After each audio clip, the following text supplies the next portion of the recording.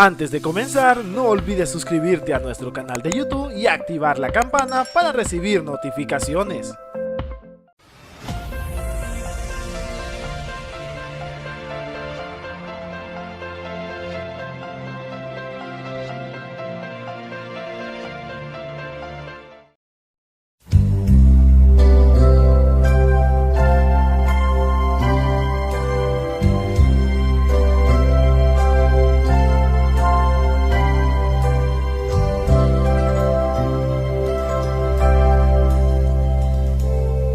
Paciente esperé a Jehová, a mí se inclinó y oyó mi clamor del pozo de desesperación, del lodo del fango me hizo sacar, sobre peñas puso mis pies y mis pasos enderezó, puso luego en mi boca nueva canción, alabanza a nuestro Dios.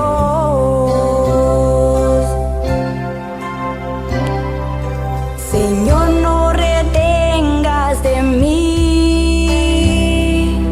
tu grande bondad y tus misericordias se gocen y se alegren en mí. Aquellos los que aman tu gran salvación, mi ayuda, mi libertador, eres tú, Señor, seas enaltecido por siempre. Mi voz cantará alabanza a nuestro Dios.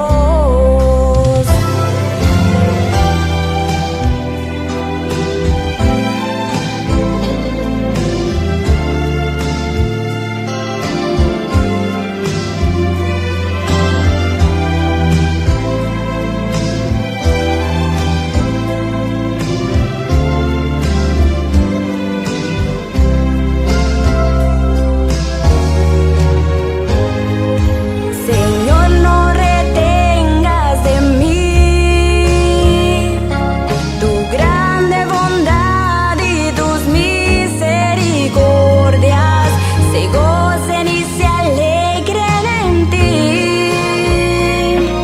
Aquellos los que aman tu gran salvación, mi ayuda, mi libertador, eres tú, Señor, seas enaltecido por siempre. Mi voz cantará alabanza a nuestro Dios. Sobre peñas puso mis pies y mis pasos enderezó, puso luego en mi boca nueva canción, alabanza a nuestro Dios, alabanza a nuestro Dios, alabanza a nuestro Dios.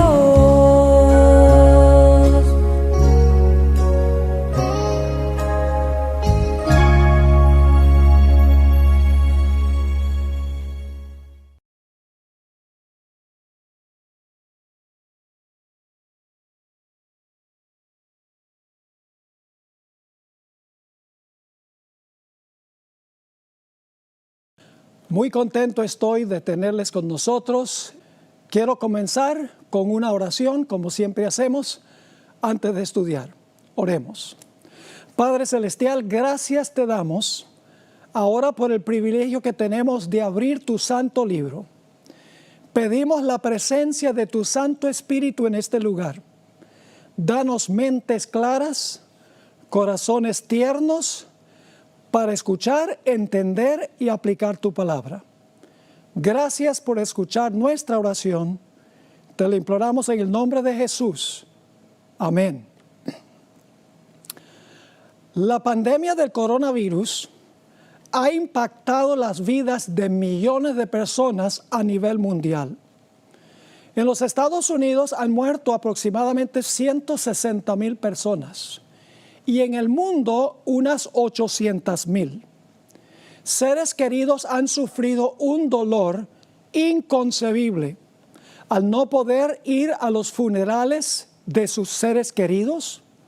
Otros individuos han muerto sin amigos ni familia que los acepten, y muchos de ellos son enterrados en tumbas anónimas. En Colombia han muerto más de 11,000 personas.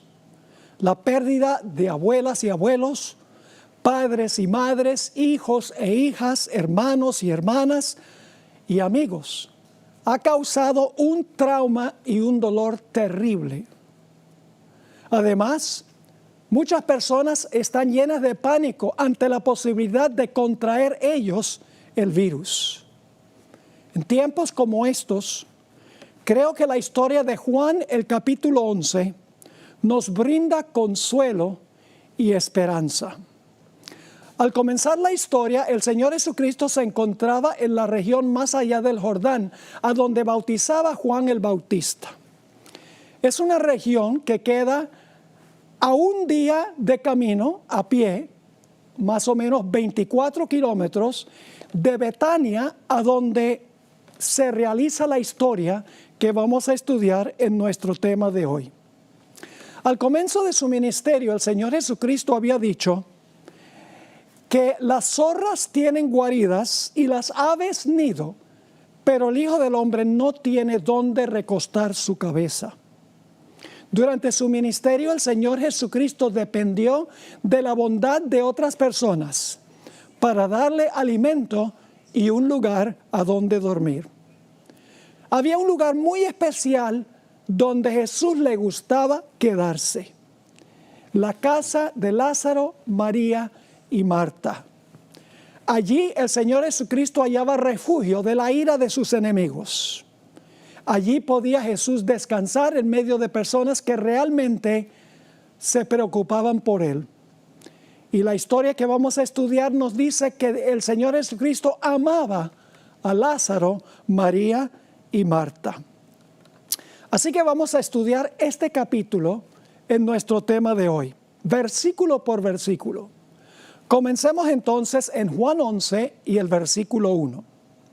Estaba entonces enfermo uno llamado Lázaro de Betania, la aldea de María y de Marta su hermana. María, cuyo hermano Lázaro estaba enfermo, fue la que ungió al Señor con perfume y le enjugó los pies con sus cabellos.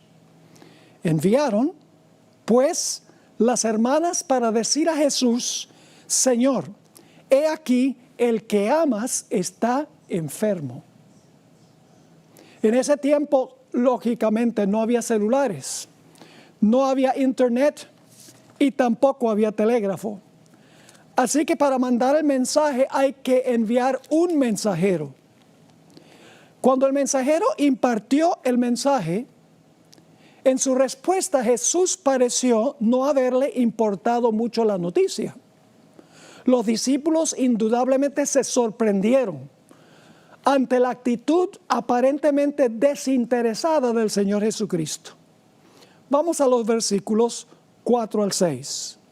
Oyéndolo Jesús, es decir, recibiendo el mensaje, dijo: esta enfermedad no es para muerte, aunque sabemos que Lázaro murió, sino para la gloria de Dios, para que el Hijo de Dios sea glorificado. Lo que quiere decir Jesús es para que crean que yo soy el Mesías, el Hijo del Dios viviente. A pesar de que había dado muchas evidencias durante su ministerio de que Él era el Mesías, el Hijo del Dios viviente, muchos no creían que Él era el Mesías, y los que creían no entendían todas las implicaciones de lo que significa la palabra Mesías. Así que dice en el versículo 5: y amaba Jesús a Marta, a su hermana y a Lázaro. Cuando oyó pues que estaba enfermo, se quedó 2 días más en el lugar donde estaba. Un acto sorpresivo. Es como si Jesús dijera: yo amo mucho a Lázaro. Lo amo tanto que en vez de ir inmediatamente a su cama, esperemos un par de días acá.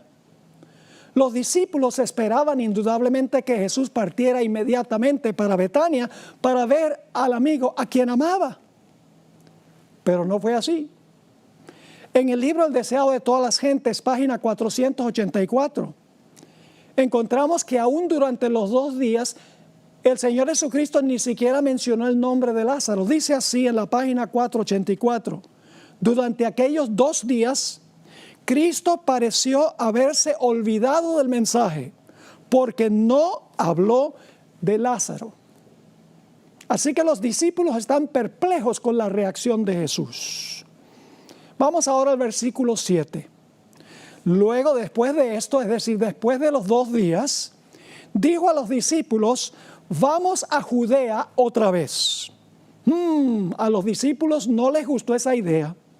En el versículo 8 dice: le dijeron los discípulos: Rabí, ahora procuraban los judíos apedrearte, y otra vez vas allá. ¿Quieres volver a donde te querían apedrear? Judea era el lugar donde los líderes espirituales más odiaban al Señor Jesucristo. Es más, en el capítulo 8, que son 3 capítulos antes del que estamos estudiando, Jesús había dicho: antes que Abraham fuese, yo soy, identificándose como el que estaba en la zarza ardiente. Y dice que los judíos recogieron piedras para apedrearlo. En Juan, el capítulo 10 y el versículo 30, el capítulo anterior, el Señor Jesucristo había dicho: yo y el Padre uno somos. Nuevamente los judíos recogieron piedras allá en Judea para apedrear al Señor Jesucristo. Ahora, la respuesta de Jesús a la preocupación de los discípulos parece ser medio extraña. Ahora, antes de leer la respuesta de Jesús, cuando ellos dijeron: allá te trataron de apedrear, no es buena idea ir allá.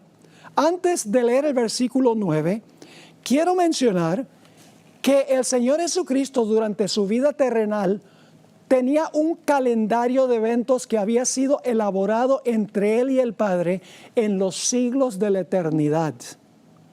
Cada evento de la vida del Señor Jesucristo estaba ya planificada de antemano. Por eso el Señor Jesucristo usó repetidas veces la expresión: aún no ha llegado mi hora. Noten en El deseo de todas las gentes, página 121, el comentario sobre este calendario de Jesús. Dice allí, en explicación de la frase aún no ha venido mi hora, lo siguiente: las palabras aún no ha venido mi hora indican que todo acto de la vida terrenal de Cristo se realizaba en cumplimiento del plan trazado desde la eternidad. Antes de venir a la tierra, el plan estuvo delante de Él, perfecto en todos sus detalles. Cada evento de la vida de Jesús ya estaba planificado. Pero cuando Jesús estuvo en la tierra no podía ver todo el plan como en el cielo. Tenía que esperar que su Padre le revelara de día en día cuál era el plan para ese día. Termina la cita diciendo: pero mientras andaba entre los hombres, era guiado paso a paso por la voluntad del Padre. En el momento señalado, es decir, en el plan, no vacilaba en obrar. Con la misma sumisión, esperaba hasta que llegase el tiempo que se encontraba en el plan. El Señor Jesucristo dio una respuesta muy extraña cuando los discípulos dijeron: no vamos a Judea. Se encuentra en los versículos 8 y el versículo 9, la primera parte del versículo. Dice allí en el versículo 8, repitiendo lo que leímos hace unos momentos: le dijeron los discípulos: Rabí, ahora procuran los judíos apedrearte, y otra vez vas allá. Y ahora fíjense lo que dice Jesús: ¿no tiene el día 12 horas? Parece que lo que Jesús dice está desconectado de lo que acaban de decir los discípulos, pero no es así. Jesús se refirió a su ministerio como 12 horas de un día, simbólicamente. La hora número 1 sería cuando el Señor Jesucristo comenzó su ministerio y fue ungido en el río Jordán. La hora número 12 sería cuando el Señor Jesucristo murió en la cruz. Es decir, Jesús habla de su ministerio como un día de 12 horas. Vamos a notar en los evangelios, particularmente en el evangelio según San Juan, otros versículos que explican esto. En Juan 9 y el versículo 4 habla del sanamiento del hombre que era ciego de nacimiento. Y dice en el versículo 4 del capítulo 9, Jesús está hablando, me es necesario hacer las obras del que me envió, entre tanto que el día dura. La noche viene cuando nadie puede obrar. Es decir, durante el día antes de su muerte Jesús puede obrar. Después de su muerte no podía obrar. En Juan 7 y el versículo 30 nos describe la ocasión cuando Jesús estaba en la fiesta de tabernáculos en Jerusalén. Y dijo algo muy controversial. Le dijo a los judíos reunidos allí, yo conozco a mi Padre porque de Él procedo y Él me envió. Oh, los que estaban escuchando se enfurecieron.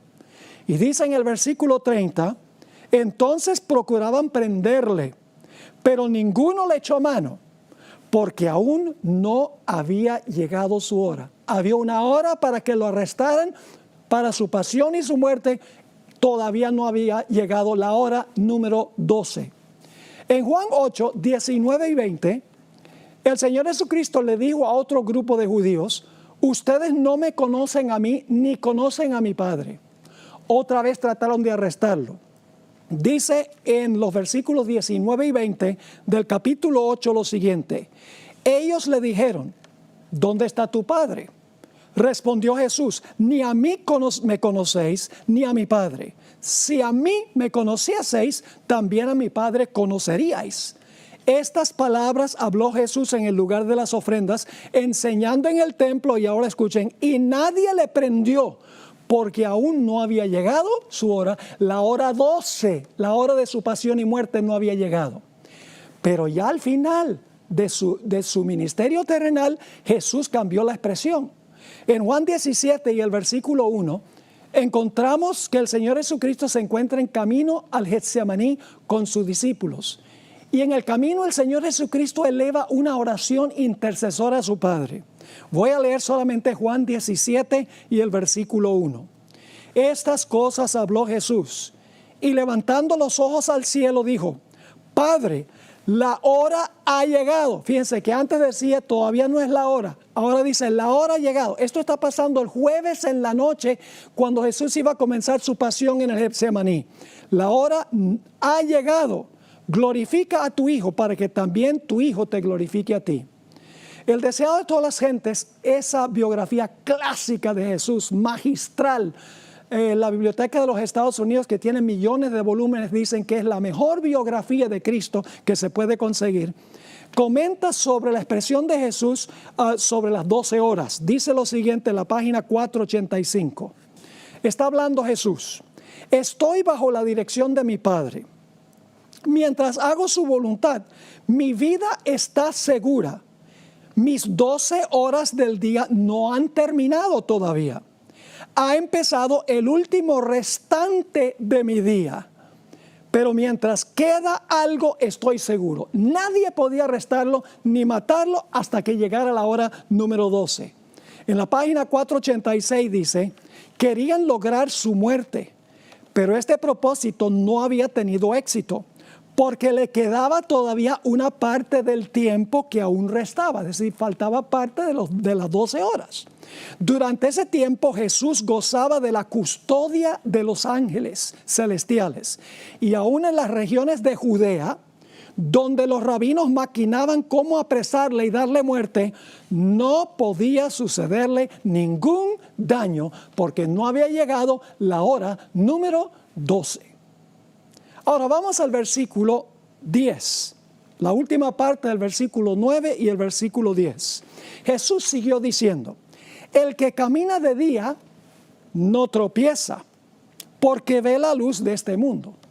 Pero el que camina de noche tropieza, porque no hay luz en él. ¿A qué se refería Jesús? Nuevamente tenemos una explicación magistral en El deseo de todas las gentes, página 485. Aquí dice: el que anduviere de día, continuó Jesús, no tropieza porque ve la luz de este mundo. El que hace la voluntad de Dios, que anda en la senda que Dios ha trazado, como Jesús estaba haciendo en ese momento, no puede tropezar ni caer. La luz del Espíritu guiador de Dios le da una clara percepción de su deber y le conduce hasta el final de su obra. Ese era el caso de Jesús. Estaba andando en la luz porque estaba siguiendo el plan. Pero hay otra cara de la moneda. Sigue diciendo: mas el que anduviere de noche tropieza, porque no hay luz en él. El que anda en la senda que se eligió, donde Dios no le ha llamado, tropezará. Para él, el día se trueca en noche, y donde quiera que esté, no está seguro. ¿Están entendiendo? Jesús no tenía que preocuparse. Estaba caminando en su día de acuerdo al plan que se había trazado. Si Jesús no hubiera seguido el plan, hubiera sido de noche y hubiera tropezado. Vamos a los versículos 11 al 14 ahora. Dicho esto, les dijo después, le está hablando Jesús a sus discípulos: nuestro amigo Lázaro duerme, mas voy para despertarle. Dijeron entonces sus discípulos: Señor, si duerme, sanará. Pero Jesús decía esto de la muerte de Lázaro, y ellos pensaban que hablaba del reposar del sueño. Entonces Jesús les dijo claramente: Lázaro está muerto. No deberían haberse sorprendido cuando Jesús dijo: nuestro amigo Lázaro duerme. Porque en el Antiguo Testamento, en múltiples ocasiones, se compara la muerte con dormir, la muerte con un sueño. Y también Jesús en otras ocasiones en los evangelios se refirió a la muerte como un sueño, y el apóstol Pablo también. Notemos algunos de esos textos. Daniel 12 y el versículo 2. Dice: y muchos de los que duermen en el polvo de la tierra serán despertados, unos para vida eterna y otros para vergüenza y confusión perpetua. Fíjense que hay personas que duermen en el polvo de la tierra que van a ser despertados, es decir, van a resucitar. Lucas 8, 52 y 53 describe la resurrección de la hija de Jairo. Y dice lo siguiente: y lloraban todos y hacían lamentación por ella. Pero él dijo: no lloréis, no está muerta, sino que duerme. Y los que estaban presentes, judíos, que deberían haber sabido lo que quiso decir Jesús, dice en el versículo 53, y se burlaban de él sabiendo que estaba muerta. Nuevamente me deja perplejo esto, porque más de 50 veces en la Biblia dice que la muerte es como dormir, la muerte es como un sueño. También podemos mirar la experiencia del martirio de Esteban. Se encuentra registrado en Hechos 7, 59 y 60, a donde dice lo siguiente: y apedreaban a Esteban, mientras él invocaba y decía: Señor Jesús, recibe mi espíritu. Y puesto de rodillas, clamó a gran voz: Señor, no les tomes en cuenta este pecado. Y habiendo dicho esto, durmió. Qué bonito eso. Esteban se durmió. Y cuando Cristo venga, Cristo lo va a despertar. La muerte es como dormir. Eso es lo que Jesús estaba diciendo de su amigo Lázaro. Un texto más que habla sobre la muerte como dormir. Primera de Tesalonicenses 4, 15 y 16, y también el versículo 17.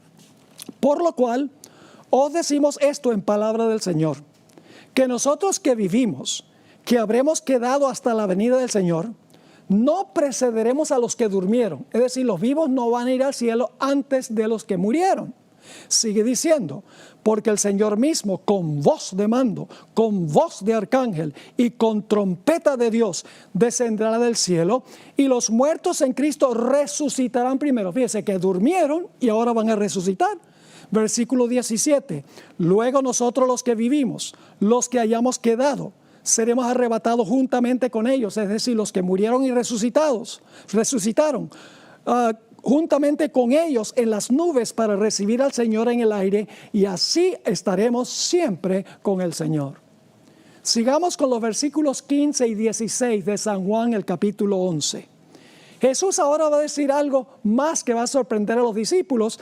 El Señor Jesucristo dice: y yo me alegro por vosotros de no haber estado allí. Es decir, Jesús dice, para bien de ustedes es bueno que yo no estuve allí cuando Lázaro estaba enfermo. ¿Y con qué propósito dijo Jesús eso? Dice, yo me alegro por vosotros de no haber estado allí para que creáis.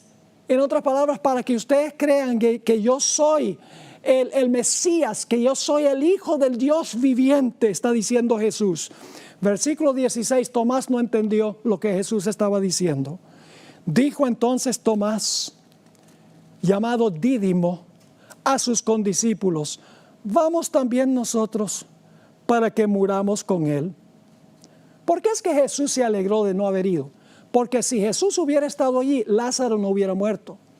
Deseo de todas las gentes, página 487 nos dice: si Cristo hubiese estado en la pieza del enfermo, Lázaro no habría muerto, porque Satanás no hubiera tenido poder sobre él. ¿Cómo es que una persona que muere, una persona que está enferma, muere en la presencia del dador de la vida? Es imposible. Sigue diciendo, la muerte no podría haber lanzado su dardo contra Lázaro en presencia del dador de la vida. Por lo tanto, Cristo permaneció lejos. Dejó que el enemigo ejerciese su poder, dejó que Satanás ejerciera su poder para luego echarlo atrás como enemigo vencido. Ahora vamos a encontrar en el versículo 17 hasta el versículo 26 que el Señor Jesucristo se encuentra con Marta, una de las hermanas de Lázaro. Pero antes de eso vamos a leer solamente el versículo 17 y luego 18 al 26. Dice en el versículo 17, vino pues Jesús y halló que hacía ya 4 días que Lázaro estaba en el sepulcro. ¿Por qué 4 días? Muy sencillo. Tomaba un día para que el mensajero llegara donde estaba Jesús, 2 días que se quedó Jesús allí donde estaba, y un día para Jesús regresar con sus discípulos hasta donde estaba Lázaro. Es decir, Lázaro murió poco después o solo unos minutos después que el mensajero salió para darle la noticia a Jesús. Ahora sí vamos al versículo 18. Betania estaba cerca de Jerusalén, como a 15 estadios. Y muchos de los judíos habían venido a Marta y a María para consolarlas por su hermano. Entonces Marta, cuando oyó que Jesús venía, salió a encontrarle. Pero María se quedó en casa. Y Marta dijo a Jesús: Señor, si hubieses estado aquí, mi hermano no habría muerto. Marta creía que Jesús era el gran sanador. Ella sabía que él sanaba enfermos. Pero todavía no había caído en cuenta de que Jesús había venido para resucitar a su hermano. Tenía un concepto limitado de lo que era el Mesías, el Hijo de Dios. Versículo 22. Mas también sé ahora, dice ella, que todo lo que pidas a Dios, Dios te lo dará. Jesús le dijo: tu hermano resucitará. Marta le dijo: yo sé que resucitará en la resurrección en el día postrero. Le dijo Jesús: yo soy la resurrección y la vida. El que cree en mí, aunque esté muerto, vivirá. Todavía ella no ha caído en cuenta de que Jesús no es solo el que sana enfermos, sino el que va a resucitar a su hermano. Versículo 26. Y todo aquel que vive y cree en mí no morirá eternamente. Y luego Jesús le pregunta: ¿crees esto? La respuesta de ella está en el versículo 27. Le dijo: sí, Señor, yo he creído que tú eres el Cristo, el Hijo de Dios, que has venido al mundo. Ahí pareciera que ella entendía muy bien que Cristo era Dios, que Cristo era el Hijo de Dios, que podía resucitar a su hermano. Pero vamos a encontrar más adelante que no es así. Ustedes recuerdan que una vez Pedro también confesó al Señor Jesucristo, le dijo lo mismo: tú eres el Cristo, es decir, el Mesías, el Hijo del Dios viviente. Pero Pedro no entendía lo que estaba diciendo. No entendía qué clase de Mesías era el Señor Jesucristo. Y luego el Señor Jesucristo se encuentra con la hermana de Marta, con María. El relato está en los versículos 28 hasta el versículo 37.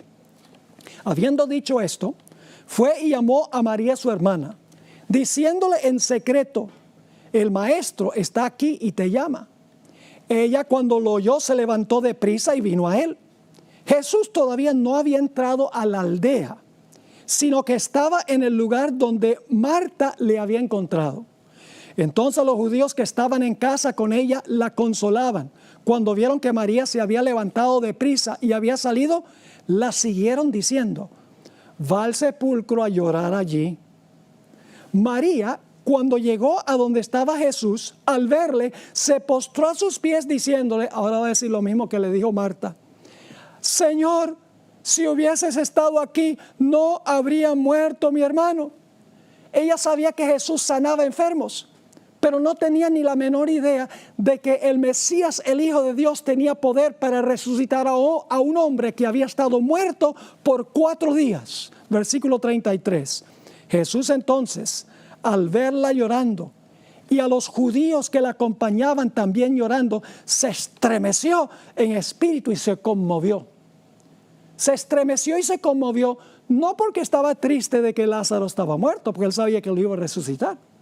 Ni tampoco se estremeció en espíritu y se conmovió porque María y Marta no entendían plenamente qué clase de Mesías era Jesús. No, fue por la incredulidad de muchos de los judíos que estaban presentes allí. Lo veremos un poco más adelante. Versículo 34. Y dijo: ¿dónde le pusisteis? Le dijeron: Señor, ven y ve. Y luego dice: Jesús lloró. ¿Por qué lloró? ¿Porque su amigo estaba muerto? No, porque él iba a resucitar a Lázaro. Lloraba al ver sufrir a María y Marta. Y lloraba también por la incredulidad de muchos de los judíos que estaban presentes allí, que no creían que el Señor Jesucristo era el Mesías en el concepto correcto y que tenía poder para resucitar a los muertos. Noten lo que sigue diciendo en el versículo 36. Dijeron entonces los judíos: mirad cómo le amaba. Entendieron mal porque Jesús estaba llorando. Mirad cómo le amaba. Y fíjense la incredulidad. Y algunos de ellos dijeron: ¿no podía este que abrió los ojos al ciego haber hecho también que Lázaro no muriera? Es decir, creemos que tal vez él puede sanar. Pero ¿cómo es que no sanó a Lázaro? Está manifestando incredulidad. Ahora, ¿por qué se conmovió y lloró Jesús? En el Deseado de todas las gentes, página 490, explica: no era solo por su simpatía humana hacia María y Marta por lo que Jesús lloró. En sus lágrimas había un pesar que superaba tanto al pesar humano como los cielos superan a la tierra. Cristo no lloraba por Lázaro, pues iba a sacarle de la tumba. Lloró porque muchos de los que estaban ahora llorando por Lázaro maquinarían pronto la muerte del que era la resurrección y la vida. Es decir, los incrédulos iban a planificar matar a Jesús. Sigue diciendo: veía que en muchos lo que pasaba como demostración de pesar era tan solo fingimiento. Sabía que algunos de los del grupo que manifestaban ahora un llanto hipócrita estarían antes de mucho maquinando la muerte, no solo del poderoso obrador de milagros, es decir, de Jesús, sino del que iba a ser resucitado de los muertos.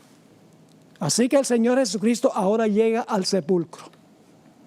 En el versículo 38 y la primera parte del versículo 39 dice: Jesús, profundamente conmovido otra vez. Eso es por la incredulidad que acaban de manifestar los que están presentes. Vino al sepulcro. Era una cueva y tenía una piedra puesta encima. Dijo: quitad la piedra. Ahora vamos a ver que Marta no entendió en qué sentido era Jesús el Mesías en su plenitud.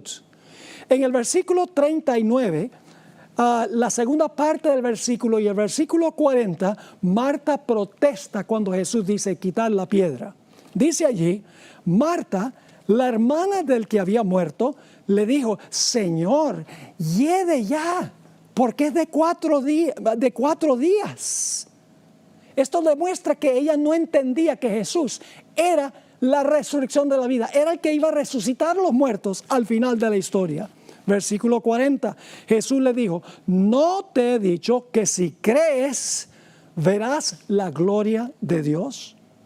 Y luego el Señor Jesucristo eleva una oración a su Padre. Se encuentra en los versículos 41 y 42. Versículos 41 y 42. Entonces quitaron la piedra de donde había sido puesto el muerto.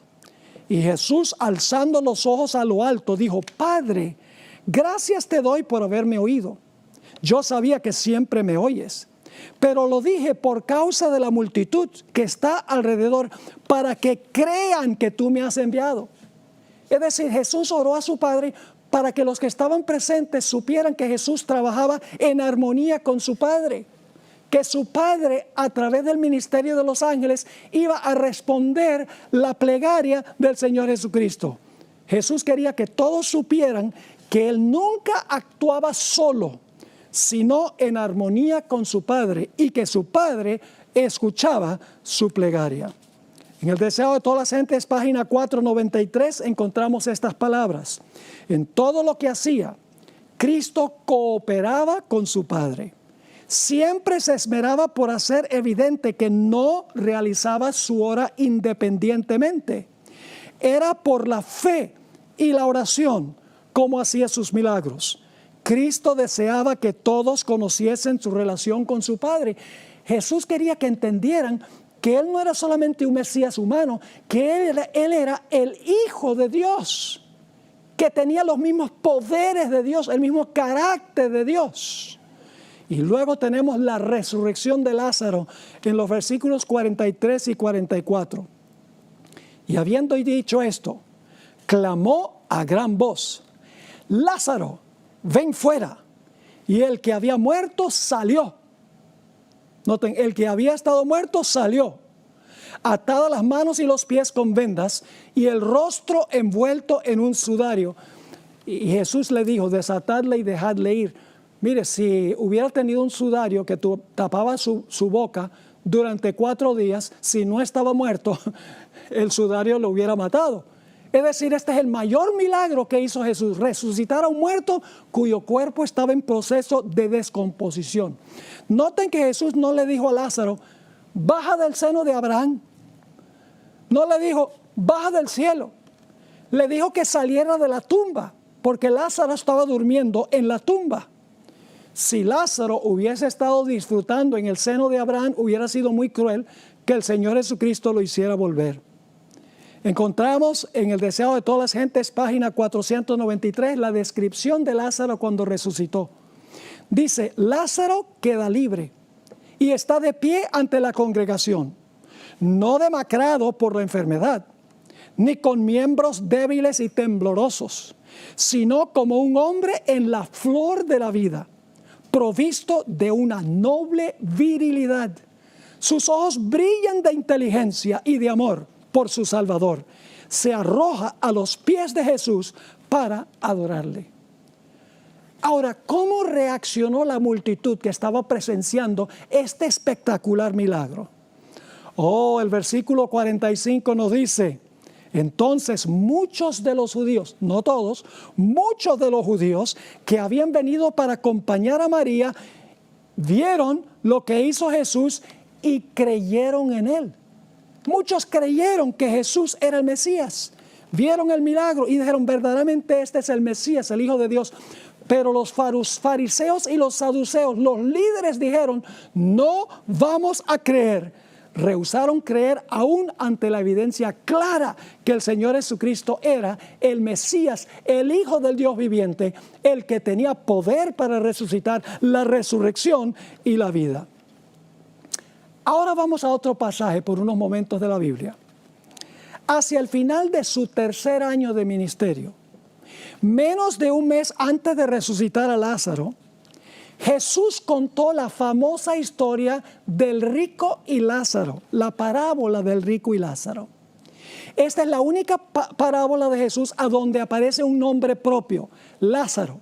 En todas las demás parábolas dice, por ejemplo, había cierto hombre, había cierto individuo, había cierto siervo, pero no da nombre. Pero en este caso de la parábola del rico y Lázaro, Jesús mencionó un nombre propio, el nombre Lázaro.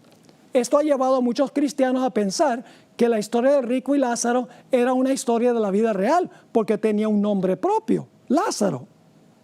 Pero ese no es el caso.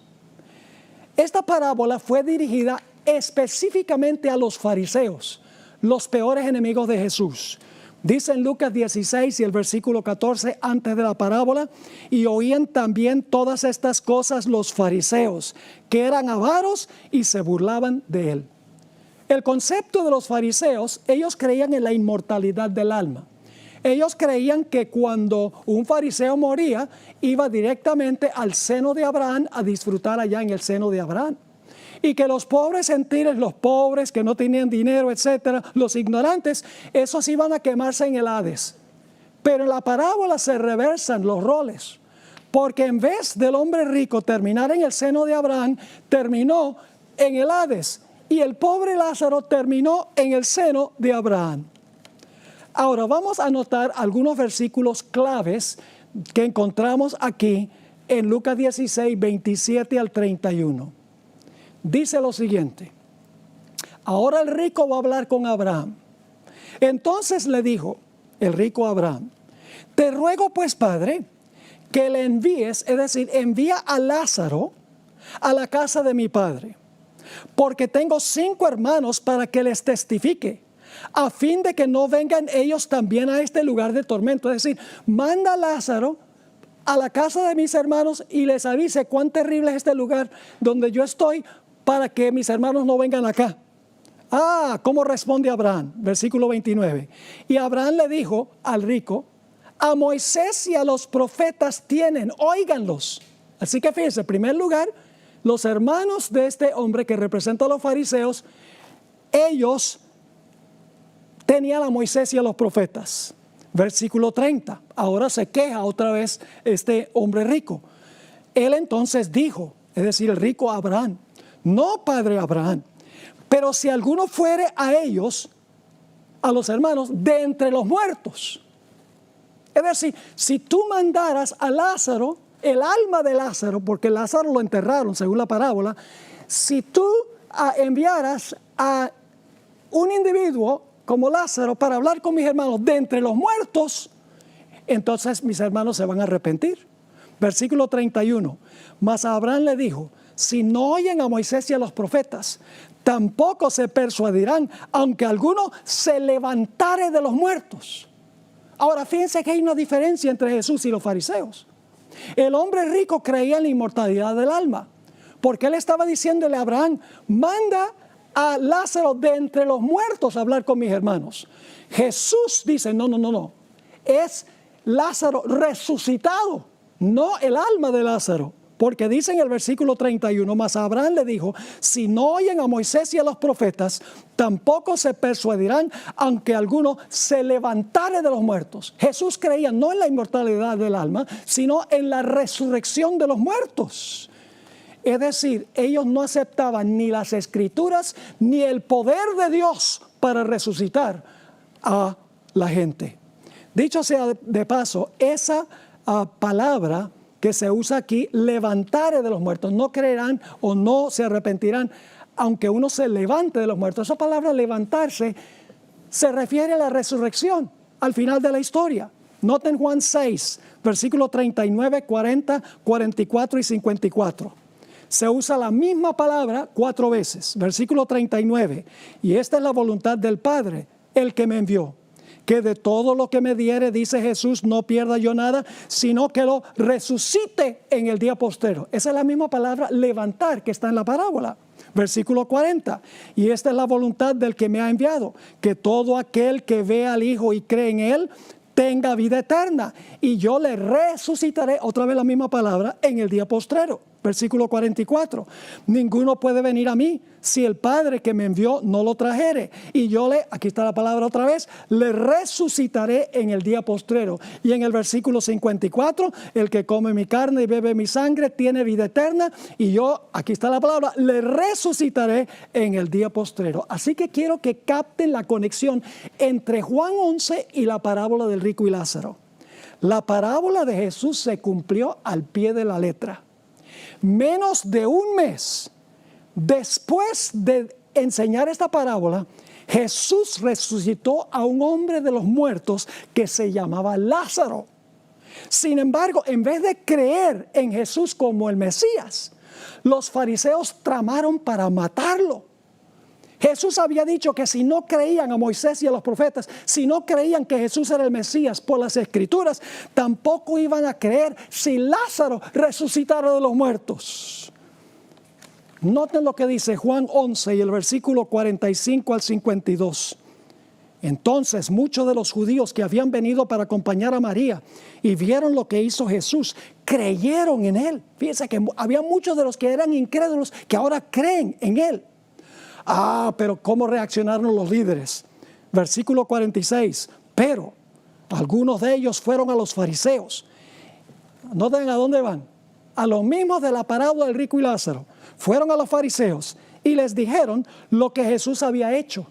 Entonces los principales sacerdotes y los fariseos reunieron en el concilio, es decir, el Sanedrín, y dijeron, ¿qué haremos? Porque este hombre hace muchas señales.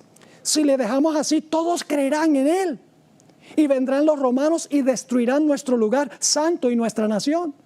Entonces Caifás, uno de ellos, sumo sacerdote aquel año, les dijo, vosotros no sabéis nada, ni pensáis que nos conviene que un hombre muera por el pueblo y no que toda la nación perezca. Esto no lo dijo de por sí mismo, sino que como era el sumo sacerdote aquel año, profetizó que Jesús había de morir por la nación. Y no solamente por la nación, sino también para congregar en uno a los hijos de Dios que estaban dispersos. Y ahora, ¿qué deciden los líderes que no creyeron aún cuando Jesús resucitó a un muerto que estaba en proceso de descomposición? Dice así que desde aquel día acordaron matarle. Pero no solamente acordaron matar a Jesús, sino también a Lázaro. Noten Juan 12, el siguiente capítulo y el versículo 9 al 11. Gran multitud de los judíos supieron entonces que él estaba allí, que Jesús estaba allí, y vinieron, no solamente por causa de Jesús, sino también para ver a Lázaro, a quien había resucitado de los muertos. Versículo 10, pero los principales sacerdotes acordaron dar muerte también a Lázaro, porque a causa de él muchos de los judíos se apartaban y creían en Jesús. Ahora necesitamos examinar otro pasaje de la Escritura relacionado con Juan 11 y la historia del rico y Lázaro. Hablemos un poco de los saduceos, los teólogos liberales de la época de Jesús. Dicen el deseo de todas las gentes 5:55, y Josefo también lo dice, el historiador judío.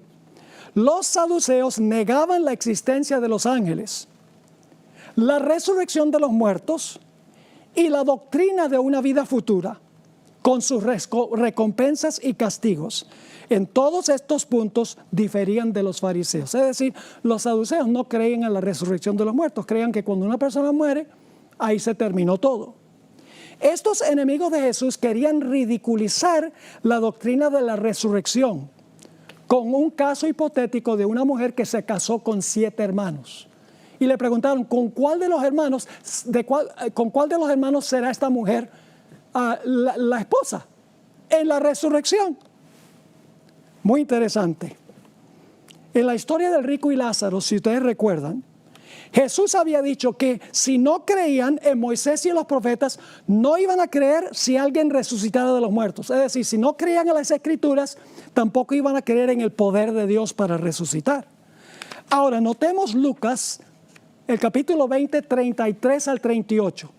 Pero un detalle antes de leer ese pasaje, porque en el Evangelio según San Mateo hay algo que no está en el Evangelio según San Lucas. Mateo 22 y el versículo 29.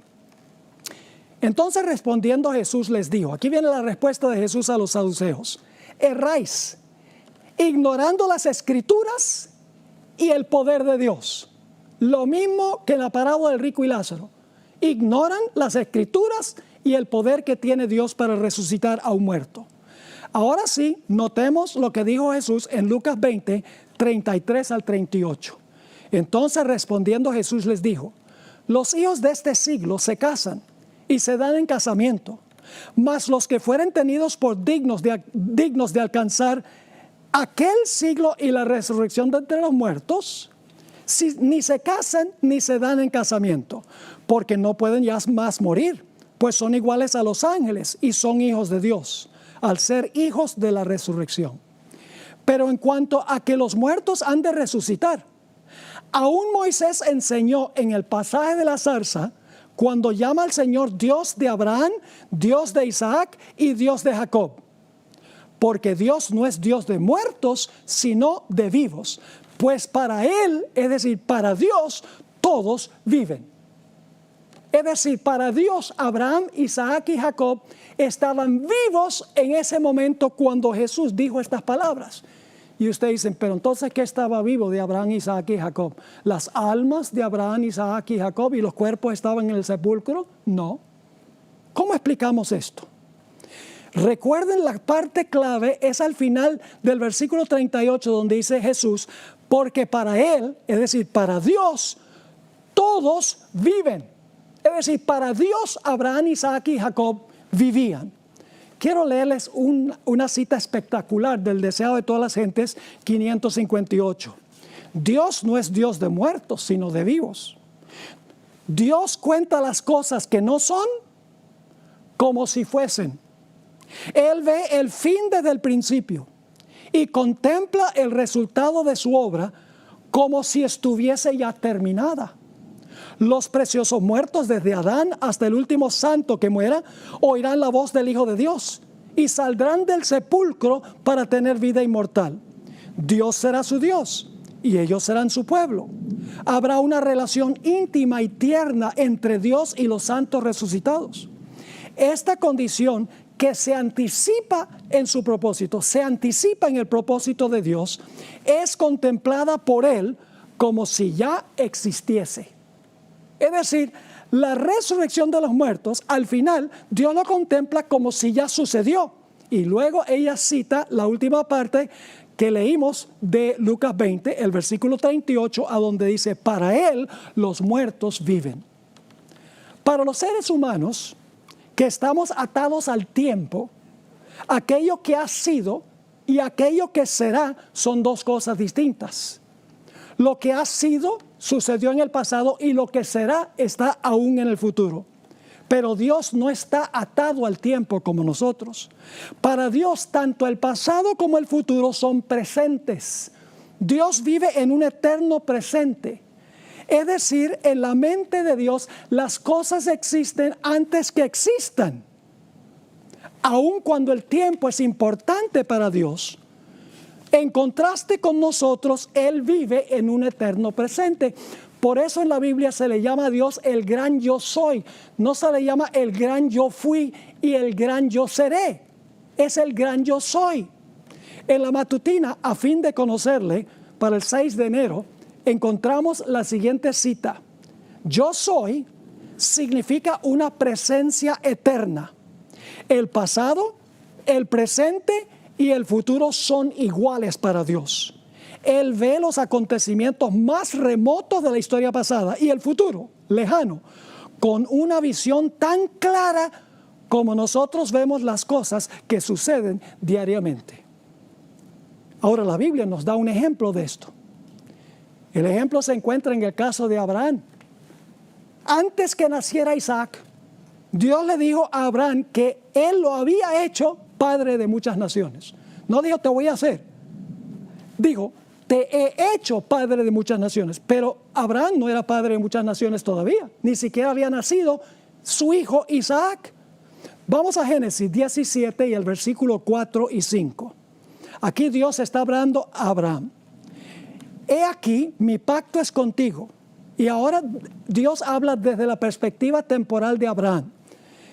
He aquí mi pacto es contigo y serás padre de muchedumbre de gentes. Ese es desde la perspectiva de Abraham. Versículo 5. Y no se llamará más tu nombre Abraham, sino que será tu nombre Abraham, porque te he puesto por padre de muchedumbre de gentes. Note que Dios no dice te voy a poner. Esa es la perspectiva de Abraham. Dios dice yo te he puesto por padre de muchedumbre de gentes. Y ustedes dirán bueno pastor, ¿Quién sabe si su interpretación es correcta? Pues el apóstol Pablo dice que sí. Vamos a Romanos el capítulo 4 y el versículo 16 y 17, a donde el apóstol Pablo cita este pasaje de Génesis 17. Dice ahí en Romanos 4 y el versículo 16 y 17, como está escrito, te he puesto, no te pondré, te he puesto por padre de muchas gentes delante de Dios, a quien creyó, el cual da vida a los muertos y llama las cosas que no son como si fuesen.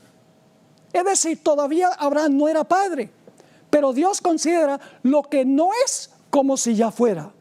Permítame leerles un par de citas que encontramos en otras versiones. La versión en inglés, yo la traduje, The Living Bible, la Biblia viviente, dice, Dios se refiere a los eventos del futuro con tanta certeza como si ya hubiesen ocurrido en el pasado. Y la nueva versión internacional en español dice, así que Abraham creyó en el Dios que da vida a los muertos y que llama las cosas que no son como si ya existieran. El gran comentarista presbiteriano Albert Barnes escribió este comentario sobre esta idea de que para Dios los muertos viven, porque Él vive en un presente. Dios no tiene que esperar hasta que resuciten Abraham, Isaac y Jacob. En la mente de Dios ya es un hecho. Nosotros es difícil entender eso porque nosotros somos temporales, pero Dios es eterno. Noten lo que escribió este comentarista. Es decir, aquellas cosas que Dios predice y promete son tan ciertas de tal modo que puede hablar de ellas como si ya existiesen. De modo que en el caso de Abraham, en vez de meramente prometer que lo haría padre de muchas naciones, habló como si ya hubiese ocurrido diciendo, te he puesto. En su propia mente o propósito, así lo había constituido. Y era tan cierto que ocurriría que podía hablar como si ya lo hubiese hecho. Por esa razón es que en el libro de Apocalipsis nos dice que Cristo es el Cordero inmolado desde la fundación del mundo. Dios no tuvo que esperar hasta el viernes del año 31 para la muerte de Cristo, porque Dios vive en un eterno presente. En Apocalipsis, el capítulo 13 y el versículo 8 dice, a la bestia la adorarán todos los habitantes de la tierra, aquellos cuyos nombres no han sido escritos en el libro de la vida, el libro del Cordero, que fue sacrificado desde la creación del mundo. Eso lo dice la Biblia. Porque Dios vive en un eterno presente. Dios es el gran yo soy. Cuando Jesús dijo que Dios no es Dios de muertos, sino de Dios de vivos, no es que las almas de Abraham, Isaac y Jacob estaban viviendo fuera del cuerpo en ese tiempo. Lo que estaba diciendo es que para Dios que vive en una dimensión eterna, Él no tiene que esperar que resuciten Abraham, Isaac y Jacob. Él lo ve y lo considera como presente en su marco de pensamiento. Ahora, Elena White escribió en su diario, porque ella guardaba un registro de su diario, el 15 de marzo de 1891 escribió lo siguiente: el ministerio de los hombres y las mujeres, ya existía en la mente de Dios antes que creara el mundo. Es un concepto que nos es difícil entender porque nosotros estamos atados al tiempo. Nosotros somos prisioneros del tiempo. Para nosotros hay pasado, hay presente y hay futuro. Pero Dios vive en un eterno presente. Por eso Él dijo, yo soy el que soy. Es decir, que los muertos que no han resucitado todavía, los muertos en Cristo, sabemos a ciencia cierta, absolutamente seguro que van a resucitar porque para Dios en su marco ya resucitaron. ¡Qué cosa tan extraordinaria! Pero la Biblia nos dice que solo un grupo va a resucitar a resurrección de vida. Y son aquellos que están en Cristo Jesús. Noten nuevamente Primera de Tesalonicenses, el capítulo 4. Primera de Tesalonicenses, el capítulo 4. Hay unas dos palabritas ahí muy importantes. Dice allí, en el capítulo 4 y el versículo 15 nuevamente, por lo cual os decimos esto en palabra del Señor, que nosotros que vivimos, que habremos quedado hasta la venida del Señor, no precederemos a los que durmieron. Porque el Señor mismo, con voz de mando, con voz de arcángel y con trompeta de Dios, descenderá del cielo. Y los muertos, ¿qué clase de muertos? Los muertos en Cristo resucitarán primero. Es decir, los que van a resucitar en la segunda venida son los que murieron en Cristo. Y ahora viene la pregunta clave. ¿Cómo llegamos a estar en Cristo? ¿En qué momento llegamos a estar en Cristo? Tenemos un tema que vamos a trazar, no el siguiente, sino el que viene después, donde vamos a hablar de esta ceremonia que la Biblia menciona, la ceremonia del bautismo. Es en el bautismo en que nosotros nos incorporamos a Jesús. En el momento en que estamos en Cristo, llegamos a estar en Él, incorporados en Él. Note nuestro último texto, Gálatas 3, 26 y 27. Pues todos sois hijos de Dios por la fe en Cristo Jesús. Porque todos los que habéis sido bautizados en Cristo, de Cristo estáis vestidos. Así que en el momento del bautismo nos incorporamos en la experiencia de Jesús. En ese momento estamos en Cristo. Y si perseveramos en Él, no tenemos que preocuparnos por la muerte. No tenemos que tenerle terror a la muerte, miedo a la muerte. Porque la muerte será solamente un sueño. Será solamente dormir un poco más largo que lo que dormimos en la noche. Porque tenemos la certeza, y Dios en su concepto, en su perspectiva, para Él ya sucedió. Lo puede garantizar que cuando Él venga, cuando Cristo venga, Él va a resucitar a los que murieron en Cristo Jesús. Qué gloriosa promesa que debemos compartir con todos los que están sufriendo hoy por causa del coronavirus. Que hay esperanza, que Cristo es la resurrección de la vida y pronto vendrá para resucitar a los suyos. Hemos llegado al final del programa del día de hoy, pero antes de despedirnos queremos invitarte a seguirnos en todas nuestras redes sociales, compartirlas con todos tus amigos. Recuerda buscarnos como Red Gala Estéreo.